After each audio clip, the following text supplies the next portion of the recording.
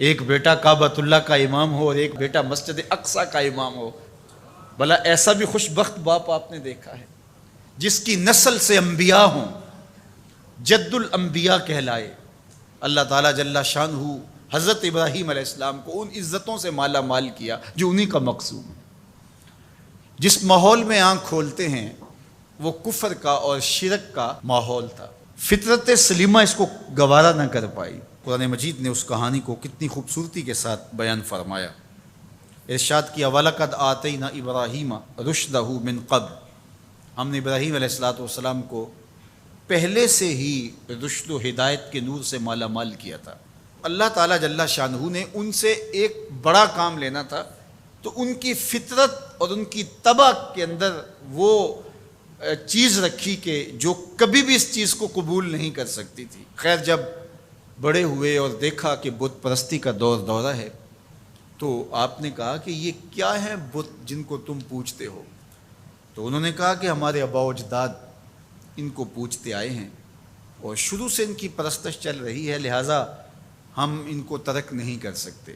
ان کے ذہن کے اندر یہ چیز اچھی طرح سے جم چکی تھی کہ یہ بت ہی ہمارے کارساز ہیں، ہماری ضرورتوں کے کفیل ہیں اور ہمارے معبود ہیں، اور ان کی توہین کبھی سوچا بھی نہیں جا سکتا۔ اب اس کا حل کیا نکالا ذرا دیکھیے، قرآن بتاتا ہے، بولے وَتَاللَّهِ لَأَكِيدَنَّ أَصْنَامَكُمْ بَعْدَ أَن تُوَلُّوا مُدْبِرِينَ، میں تمہارے بتوں کے ساتھ نپٹ لوں گا، تم ذرا میلے سے ہو آؤ۔ وہ ایک میلہ کرتے تھے شہر سے باہر نکل کے، جہاں سارا شہر جمع ہوتا تھا، اور وہاں کھیل کود کرتے اور 2-3 دن وہاں گزارتے تو واپس آ جاتے۔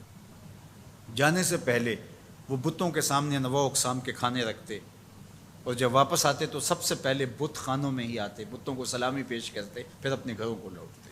تو اکیلے شہر میں رہ گئے، باقی سارے لوگ حتیٰ کہ ان کے پجاری پروہت سب میلے میں چلے گئے۔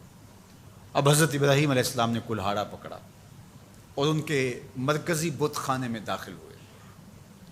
قرآن بتاتا ہے فَجَعَلَهُمْ جُذَاذًا، اور وہاں داخل ہو کر کے ان کو بتوں کو توڑ دیا، کسی کی گردن کاٹ دی، کسی کے کان توڑ دیے، کسی کے بازو کاٹ دیے، کسی کی ٹانگیں توڑ دی، الا کبیر لہم، لیکن جو بڑا بت تھا اس کو کچھ نہیں کہا۔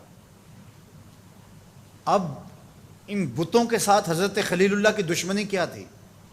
یہی نہ کہ اللہ کے علاوہ لوگ ان کو پوجتے ہیں، تو سب سے زیادہ پوجا جانے والا تو وہ بڑا بت تھا، تو حضرت ابراہیم سب سے پہلے اس کو توڑتے، زیادہ غصہ اس پہ آتا۔ لیکن بعض اوقات ایسا ہوتا ہے کہ آپ اپنے غصے کو غالب کر لیتے ہیں اپنے مقصد سے۔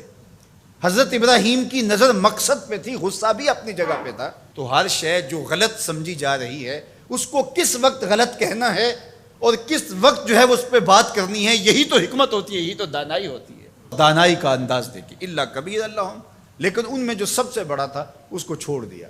مفسرین نے لکھا کہ کلہاڑا بھی اس کے کندھے پہ رکھ دیا۔ جب وہ واپس آئے تو انہوں نے دیکھا کہ بت ٹوٹے پڑے ہیں، کسی کی ٹانگ نہیں ہے، کسی کا کان کاٹ دیا گیا ہے، کسی کی ناک ٹوٹی ہوئی ہے، کسی کی گردن کٹی ہے، کسی کی ٹانگیں نہیں ہیں، کوئی ریزہ کر دیا گیا ہے۔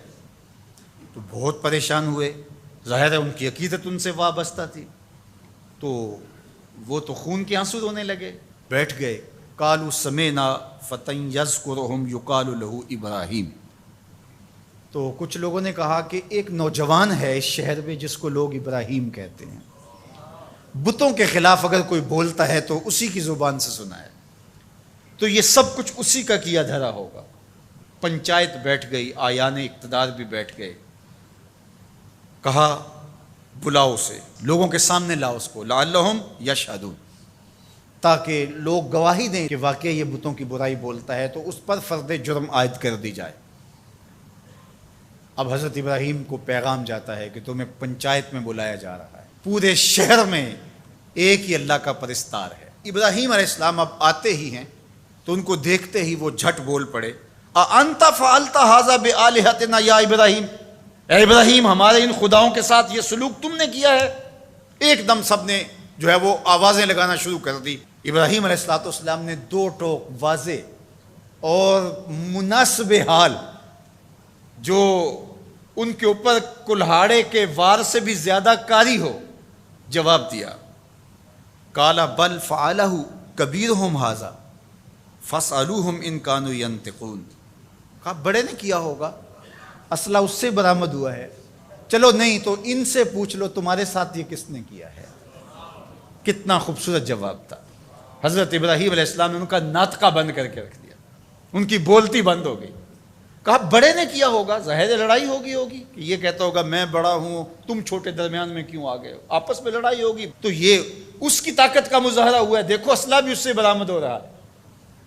اچھا چلو یہ نہیں بولتا، تمہارے ڈر کی وجہ سے نہیں بول رہا تمہارا خدا، تمہارے ڈر کی وجہ سے تمہارا خدا نہیں بول رہا، تو جن کے ساتھ ظلم ہوا ان سے پوچھ لو کہ تمہارے ساتھ یہ سلوک کس نے کیا۔ ثم نکسوا علی رؤوسہم، پھر انہوں نے شرمندگی سے اپنے سروں کو اپنے گھٹنوں پہ رکھ لیا، آنکھوں میں آنکھیں ڈال کے بات نہیں کر رہے تھے، سر جھکے ہوئے تھے، نظریں جھکی ہوئی تھی۔ ان کے لفظوں کی لجاجت دیکھیے، اس سے ٹپکتی ہوئی مسکنت دیکھیے، لفظوں کے انداز سے ان کے اندر کی شکست و ریخت کا اندازہ کیجیے، ان کے اندر کی بے بسی دیکھیے، اور ان کے اعتقاد کو کرچی کرچی ہوتے دیکھیے۔ حضرت ابراہیم نے جو ضرب لگائی تھی کلہاڑے تھے، یہ ضرب اب جو لگی کہ ان بتوں سے پوچھو یہ اس سے بھی زیادہ کاری تھی۔ کیا بولتے ہیں؟ لقد علمت ما هؤلاء ينطقون، ابراہیم تو جانتا ہے یہ بولتے تو نہیں ہیں، تو جانتا ہے یہ بیچارے بولتے تو نہیں ہیں، یہ گونگے ہیں، یہ بہرے ہیں۔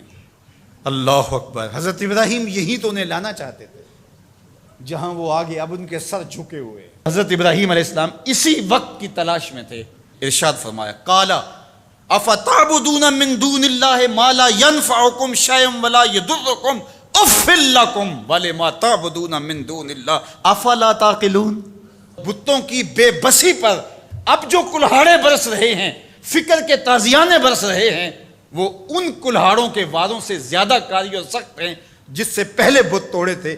اب سنیے جناب ابراہیم کیا کہہ رہے ہیں، کیا تم اللہ کے علاوہ ان کو پوچھتے ہو ما لا ینفعکم شیئا ولا یضرکم، جو تمہیں کوئی نفع نہیں دے سکتے نہ تمہیں کوئی نقصان پہنچا سکتے، یعنی جو اپنے آپ کو بچا نہیں سکتے تمہیں کیسے بچا پائیں گے۔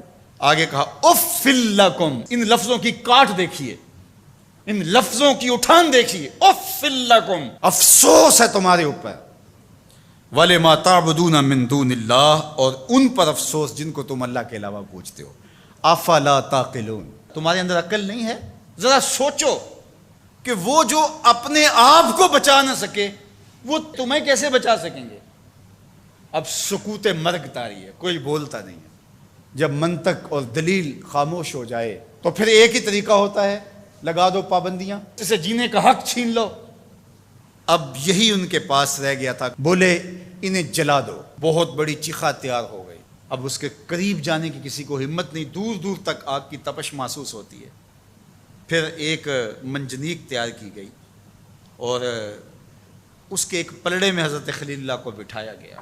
تو حضرت ابراہیم علیہ السلام جب آگ کی طرف بڑھ رہے ہیں تو آواز آتی ہے قلنا یا نارو کونی بردم وسلاما علی ابراہیم، اے آگ ابراہیم پر سلامتی کی ٹھنڈی ہو جائے، یعنی اتنی ٹھنڈی بھی نہ ہو جائے کہ میرے خلیل کو سردی لگنے لگ جائے۔ تو ابراہیم علیہ السلام نار نمرود میں چلے جاتے، کہتے 40 دن تک باہر جشن منایا جاتا رہا اور آگ برابر جلتی رہی اور اندر فردوس بری کی ہوائیں چلتی رہی۔ حضرت ابراہیم کے لیے وہ آگ گلزار بن چکی تھی۔ 40 دن کے بعد جب آگ بجھی تو حضرت ابراہیم ان دہکتے ہوئے کوئلوں سے یوں باہر نکل کے آئے جس طرح کوئی نازنین پھولوں پہ چل کے آتا ہے۔ محبت کا کیا خوبصورت اسلوب ہے اس عظیمت کی راہ پہ سفر کرنے والے بندے کے لیے، جو اللہ نے لوگوں کے سامنے ان کا نقشہ رکھا اور لوگوں کو بتایا کہ جو ہماری راہوں کے مسافر ہوتے ہیں وہ کیسے سرخرو ہوتے ہیں۔ جب اللہ کے لیے بندہ تیار ہو جائے عظیمت کی راہ پہ چلنے پہ، پھر معجزے رونما ہوتے ہیں۔